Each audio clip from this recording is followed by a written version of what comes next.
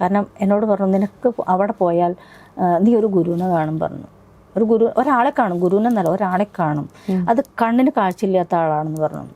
അപ്പോൾ ഈ കണ്ണിന് കാഴ്ചയില്ലാത്ത ആൾ ഞാൻ ചെന്നിറങ്ങിയ വശം തന്നെ എൻ്റെ മുന്നിൽ കൂടെ പാസ് ചെയ്തു. ഒരു വയസ്സായൊരു ഒരപ്പൂപ്പൻ പാസ് ചെയ്തു. അപ്പോൾ ഞാൻ ഹസ്ബൻഡിനോട് പറഞ്ഞു, എനിക്ക് പറഞ്ഞെന്ന ആളല്ലേ ഈ പോണത്. അപ്പോൾ ആൾ പോയി. ഞാനും ഒരു കണ്ണിന് കാഴ്ചയില്ലാത്ത ഒരാൾ തന്നെയാണ്. അപ്പോൾ ഇനിയിപ്പോൾ ഇതന്നെയാണോന്ന് എനിക്കറിയില്ലല്ലോ.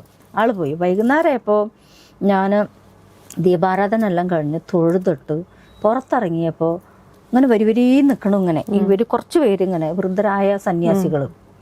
ഞാൻ പോയി തൊഴാൻ നേരത്ത് ഈ വൃദ്ധനായ ഈ സന്യാസി ഈ അങ്ങനെ ഒരു നമ്മൾ നാഗസന്യാസിയല്ല, പക്ഷെ അദ്ദേഹം ഒരു ആളെടുത്ത് പോയി ഞാൻ തൊഴുതപ്പോൾ ആളെ എനിക്ക് എടുത്തുന്നത് രുദ്രാക്ഷ. അപ്പൊ ആദ്യമായിട്ട് രുദ്രാക്ഷ എനിക്ക് കിട്ടണത് കേദാർനാഥ് എന്നാണ്. അപ്പൊ എന്നോട് എനിക്ക് കിട്ടിയ നിർദ്ദേശം നീ അവിടെ പോയെന്നാണ്.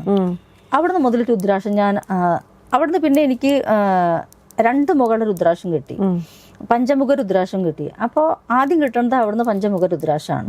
പിന്നെയാണ് എനിക്ക് 2 മുകളുടെ രുദ്രാക്ഷം, അതായത് ശിവശക്തി രുദ്രാക്ഷം കിട്ടുന്നത്. അതും ഒരു വലിയ കഥയാണ്.